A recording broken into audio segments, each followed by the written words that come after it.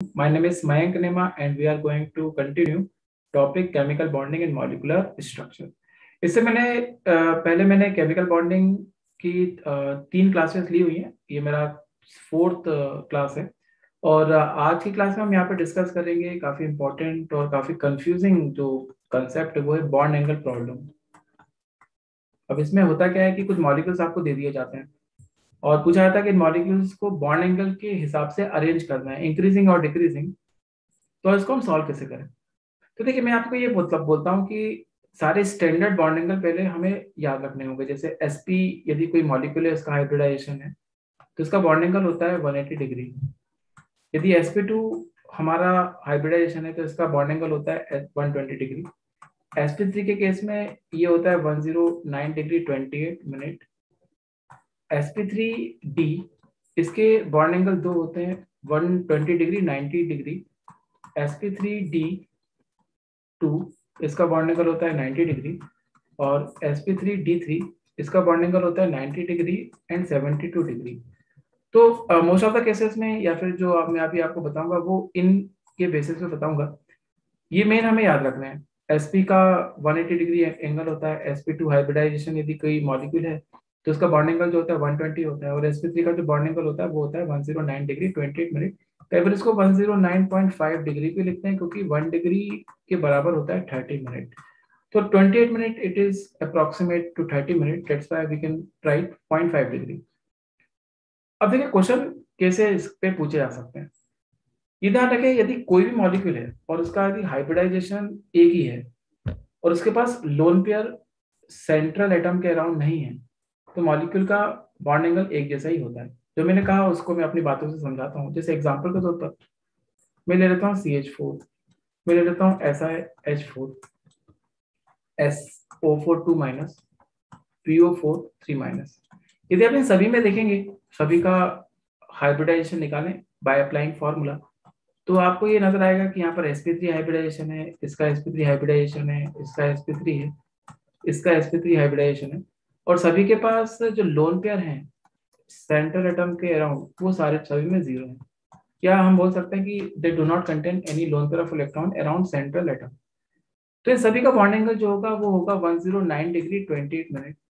इसका भी हुई, इसका भी हुई, इसका भी हुई, मतलब 109 डिग्री 28 मिनट, इसका 109 डिग्री 28 मिनट और इसका भी 109 degree 28 minute, all having same bond angle. तो मैं ये कहता हूँ कि यदि सेंट्रल एटम के अराउंड लोन पेयर नहीं है और मॉलिक्यूल का हाइब्रिडाइजेशन सेम है so they all have same bond angle, same value of bond angle. लेकिन बॉन्ड एंगल चेंज कब हो जाता है? बॉन्ड एंगल चेंज तब हो जाता है जब मॉलिक्यूल के पास लोन पेयर आ जाता है। लोन पेयर मॉलिक्यूल के बॉन्ड एंगल को चेंज कर देता है, ये हमको याद रखना है। यदि सेंट्रल एटम के अराउंड लोन पेयर यदि आ गया तो बॉन्ड एंगल इसका चेंज हो जाता है। अब जैसे अभी तो ठीक है, मैंने sp3 का लिया, मान लीजिए कोई मॉलिक्यूल होता उसका sp2 हाइब्रिडाइजेशन हो जाता है। चलो एक एग्जांपल से बताता हूँ।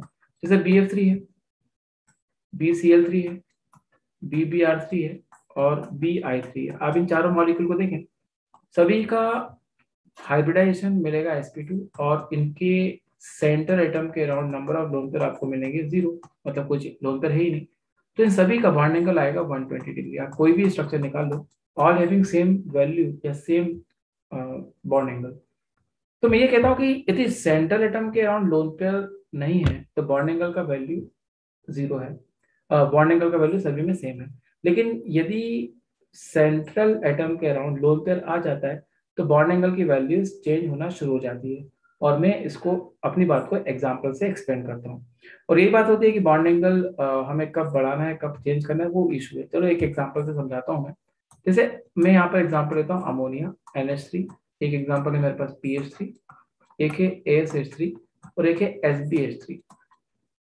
ये मेरे पास 4 मॉलिक्यूल हैं और ये आपको पता होना चाहिए कि ये नाइट्रोजन फैमिली के एलिमेंट्स हैं, नाइट्रोजन, फास्फोरस, आर्सेनिक और एंटीमनी। इसके मैंने क्या किया, हाइड्रोजन के साथ कंबाइन कर दिया और हाइड्रोजन के साथ कंबाइन करने के बाद मैंने ये चारों मॉलिक्यूल बना दिए, एक NH3, एक PH3, एक ASH3 और एक SbH3। यदि मैं इसका फॉर्मूले से हाइब्रिडाइजेशन निकालता हूँ बाय अप्लाइंग दिस फॉर्मूला तो आपको मिलेगा sp3 हाइब्रिडाइजेशन और इनके पास लोन पेयर का जो वैल्यू आएगा वो आएगा 1। और इसका जो शेप होता है उसको हम बोलते हैं पिरामिडल।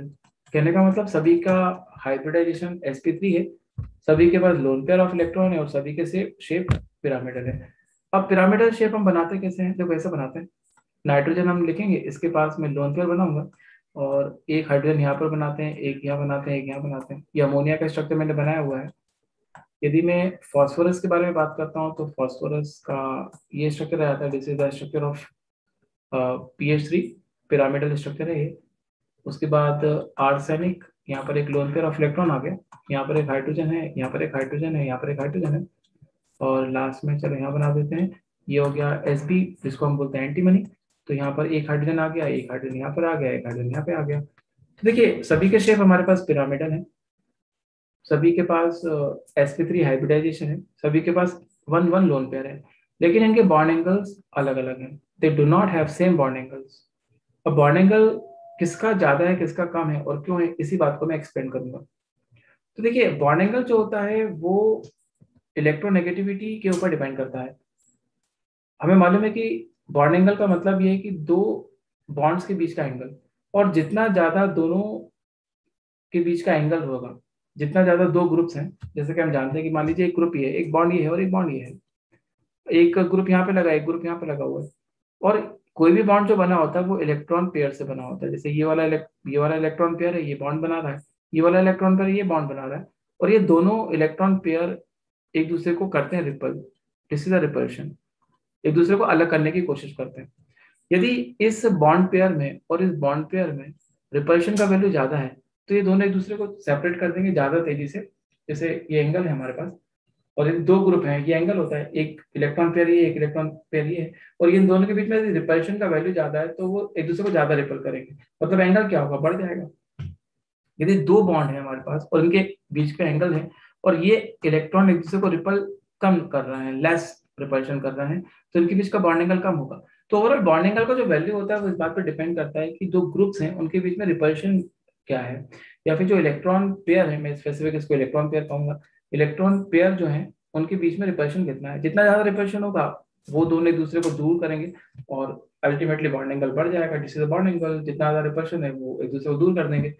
तो अब बात करते हैं कि इसमें रिपल्शन का वैल्यू किसका ज्यादा है किसका कम है। देखिए नाइट्रोजन जो होता है वो सब में इलेक्ट्रोनेगेटिव एलिमेंट है, जो गिवन एटम्स मेरे पास है, nitrogen phosphorus arsenic antimony, these are the four atoms and they are electronegative elements. और उसमें सबसे ज्यादा जो नेगेटिविटी है वो नाइट्रोजन की है। तो आप ये देखिए ये नाइट्रोजन का इलेक्ट्रॉन पेयर आपको नाइट्रोजन के करीब में मिलेगा, क्योंकि नाइट्रोजन की इलेक्ट्रोनेगेटिविटी की वजह से ये जो इलेक्ट्रॉन पेयर है इसके पाए जाने की जो पॉसिबिलिटी है वो नाइट्रोजन के नजदीक में रहेगी, नाइट्रोजन के पास रहेगी। यदि हम फास्फोरस की बात करें तो फास्फोरस की जो इलेक्ट्रोनेगेटिविटी होती है वो नाइट्रोजन से कम होती है, तो इसके इलेक्ट्रॉन पेयर जो मिलेंगे आपको फास्फोरस से थोड़े से दूर मिलेंगे, क्योंकि इलेक्ट्रोनेगेटिविटी, ये आपको पता होना चाहिए कि इलेक्ट्रोनेगेटिविटी जो होती है वो इलेक्ट्रॉन पेयर को अपनी तरफ खींचने की, अपनी तरफ पुल करने की टेंडेंसी को कहते हैं। जो जितना ज्यादा इलेक्ट्रॉन को पुल करता है उतना ज्यादा नेगेटिव होता है। तो नाइट्रोजन की इलेक्ट्रोनेगेटिविटी सबसे ज्यादा है, फास्फोरस की इलेक्ट्रोनेगेटिविटी उससे कम है, आर्सेनिक की उससे कम है। आर्सेनिक के इलेक्ट्रॉन पेयर वो आर्सेनिक से थोड़े दूर मिलेंगे और एंटीमनी में सबसे दूर मिलेंगे, क्योंकि इलेक्ट्रोनेगेटिविटी का जो सीक्वेंस है वो ये नाइट्रोजन सबसे ज्यादा है, फास्फोरस उससे कम है, आर्सेनिक उससे कम है, एंटीमनी उससे कम है। This is the order of electronegativity for of different atoms. और जो जितना एटम जितना ज्यादा इलेक्ट्रोनेगेटिव होता है वो उतनी जल्दी इलेक्ट्रॉन को अपनी तरफ पुल करता है। तो nitrogen is most electronegative element, so it pools electron, ये इलेक्ट्रॉन को तेजी से पुल करेगा। तो आपको जो इलेक्ट्रॉन पेयर मिलेंगे वो नाइट्रोजन के काफी नजदीक में मिलेंगे। फास्फोरस के इलेक्ट्रॉन थोड़े से दूर हो जाएंगे, आर्सेनिक के इलेक्ट्रॉन थोड़े से दूर और दूर रहेंगे, और एंटीमनी के जो इलेक्ट्रॉन है वो सबसे दूर रहेंगे। और जितने इलेक्ट्रॉन करीब में रहेंगे, देखिए ये मेरे पास एक बॉन्ड है, यदि मान लीजिए दो इलेक्ट्रॉन यहाँ पर है, ये थोड़ा नजदीक है, पास है, और ये यदि ऐसे हैं तो ये थोड़ा दूर दूर होगा। जैसे जैसे इलेक्ट्रॉन पेयर सेंट्रल एटम से दूर चले जाते हैं, ये क्या होता है, सेंट्रल एटम होता है, वैसे वैसे इलेक्ट्रॉन पेयर जो होते हैं वो सेंट्रल एटम से दूर होते जाते हैं। अब जितना ज्यादा इलेक्ट्रोनेगेटिविटी होगी, इलेक्ट्रॉन पेयर उसके पास उतने ज्यादा होंगे और वो उतना ज्यादा रिपेल करेंगे।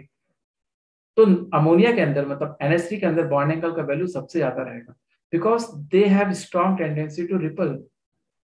तो यदि हम देखें तो जितना ज्यादा रिपल्शन होगा उतना ज्यादा बॉन्ड एंगल का वैल्यू होगा। तो PH3 का बॉन्ड एंगल अमोनिया से कम है, AsH3 का बॉन्ड एंगल कम है, और सबसे कम बॉन्ड एंगल आपको मिलेगा SbH3 का। So this is the value of bond angle. और इसका सीधे से लॉजिक ये है कि इलेक्ट्रोनेगेटिविटी जिसकी जितनी ज्यादा रहती है वो इलेक्ट्रॉन को उतनी जल्दी पुल कर लेता है, उसके करीब में होता है, सेंट्रल एटम के अराउंड इलेक्ट्रॉन होते हैं और वो तेजी से एक दूसरे को रिपल करते हैं। और यदि हम इसको पूरा कंक्लूड करें तो मेरा ये कहना है कि as the electronegativity of central atom decreases, bond angle also decreases. क्योंकि देखिए सेंट्रल एटम की इलेक्ट्रोनेगेटिविटी कम हो रही है, सेंट्रल एटम मतलब नाइट्रोजन, फास्फोरस, आर्सेनिक, एंटीमनी, तो बॉन्ड एंगल का वैल्यू कम हो जाता है। तो यहाँ पे मैंने क्या लिखा, पॉइंट क्या है, what is the point, as the electronegativity of central atom decreases, bond angle also decreases. लिख देता हूँ मैं से, एज द इलेक्ट्रोनेगेटिविटी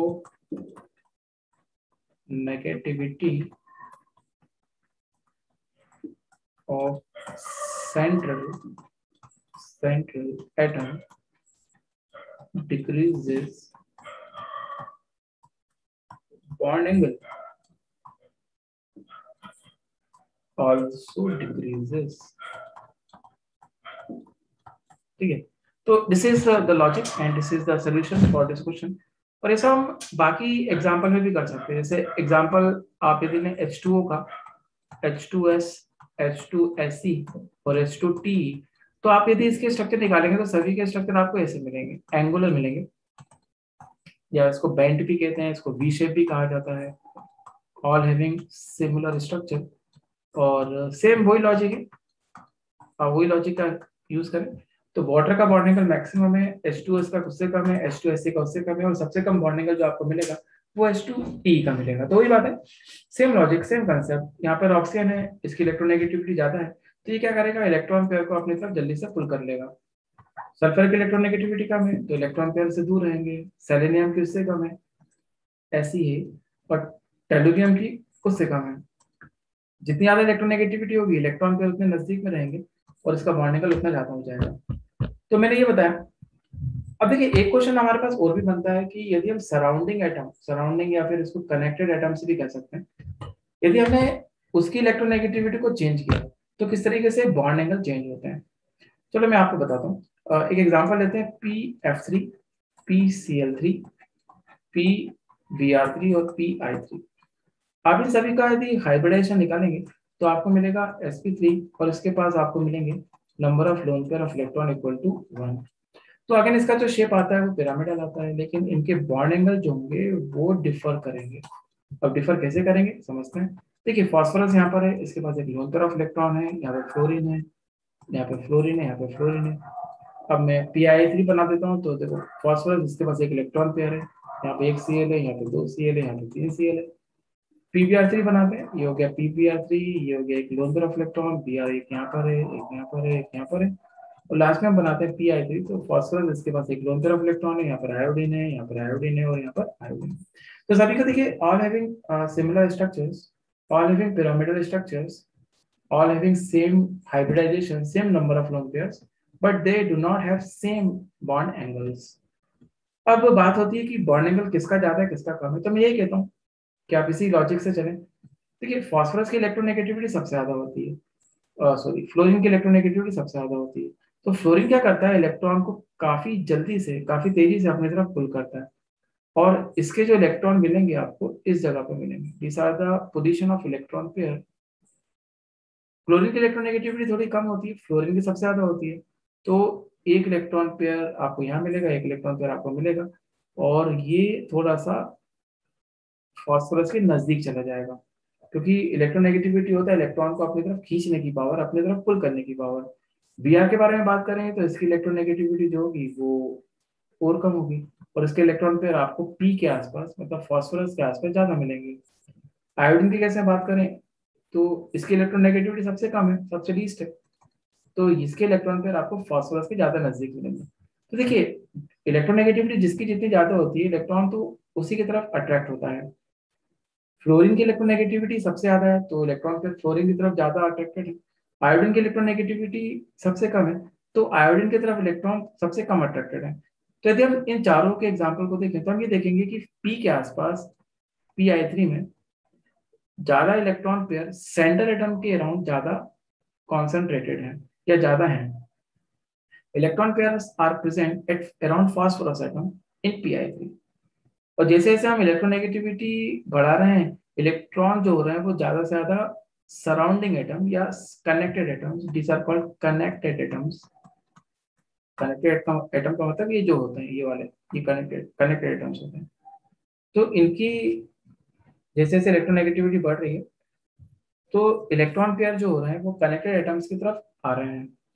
तो हम यदि देखेंगे तो इसका बॉन्ड एंगल सबसे ज्यादा आपको देखने को मिलेगा, क्योंकि electron pairs are more concentrated around central atom. तो सबसे ज्यादा बॉन्ड एंगल आपको मिलता है pI3 में, PCl3 में बॉन्ड एंगल कम है, PPr3 में, और pI3 का सबसे ज्यादा बॉन्ड एंगल।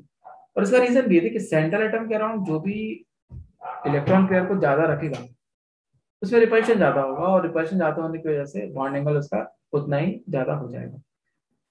तो यहाँ पर हमने एक पॉइंट ये देखा कि as the electronegativity of connected atom या surrounding atom decreases, bond angle increases. देखो फ्लोरीन है, फ्लोरीन का इलेक्ट्रोनेगेटिविटी कम है, फ्लोरीन का इलेक्ट्रोनेगेटिविटी ज्यादा है, फ्लोरीन का कम है, ब्रोमीन का कम है, आयोडीन का उससे कम है। तो जैसे जैसे इलेक्ट्रोनेगेटिविटी का वैल्यू कम हो रहा है, बॉन्ड एंगल का वैल्यू बढ़ रहा है। हमने जो पिछला पढ़ा था उसका ठीक रिवर्स इसका आंसर आता है। और इसको मैं एक बार लिख भी देता हूँ। देखिए मैं क्या क्या बोल रहा हूँ कि एज द इलेक्ट्रोनेगेटिविटी